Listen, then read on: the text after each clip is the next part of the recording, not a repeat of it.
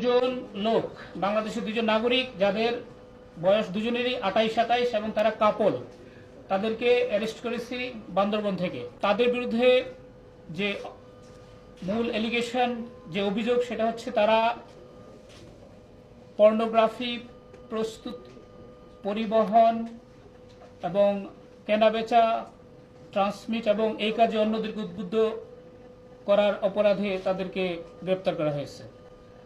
আপনারা জানেন আমাদের বাংলাদেশ সোসাইটিতে আমরা বেশিরভাগ মুসলিম এবং আমাদের প্রত্যেকেরই একটা ধর্মীয়, সামাজিক, সাংস্কৃতিক মূল্যবোধ আমরা লালন করি।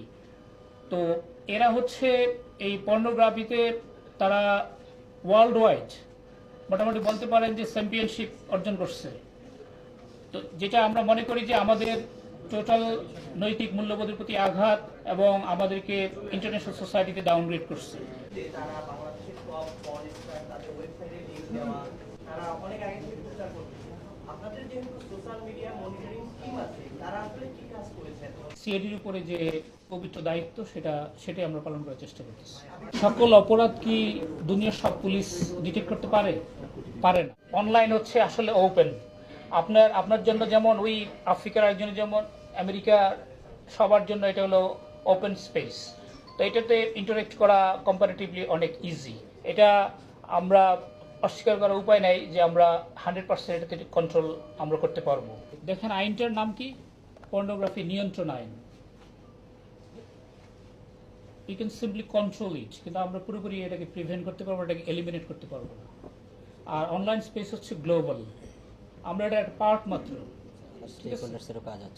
সো আমরা চেষ্টা করবো আমাদের দিক থেকে আমাদের সোসাইটির যে ইনটেক্ট ভ্যালিউজ সেটাকে আপহোল্ড করার জন্য সিআইডির উপরে যে পবিত্র দায়িত্ব সেটাই আমরা পালন করার চেষ্টা করতেছি।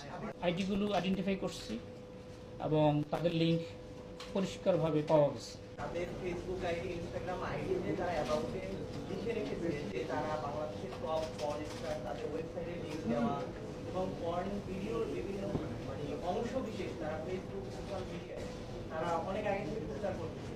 আপনাদের যেহেতু সোশ্যাল মিডিয়া মনিটরিং স্কিম আছে, তারা আসলে কি কাজ করেছেন? হয়তো এর আগেও চেষ্টা করা হয়েছে এবং সফল হতে পারে নাই, কারণ এরা হচ্ছে অপরাধ করে, প্রিভেন্ট করে এবং নানাভাবে হাইড করে। সকল অপরাধ কি দুনিয়ার সব পুলিশ ডিটেক্ট করতে পারে না। এটার সলভেবিলিটি একটা ফ্যাক্টর আছে।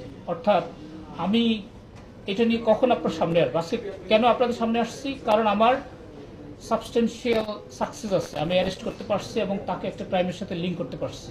এর আগে হয়তো আমি দেখলাম ক্রাইমটা, কিন্তু প্রপারলি আইডেন্টিফাই করতে পারি নাই, বা আমার কাছে যে এভিডেন্স ছিল that was not good enough.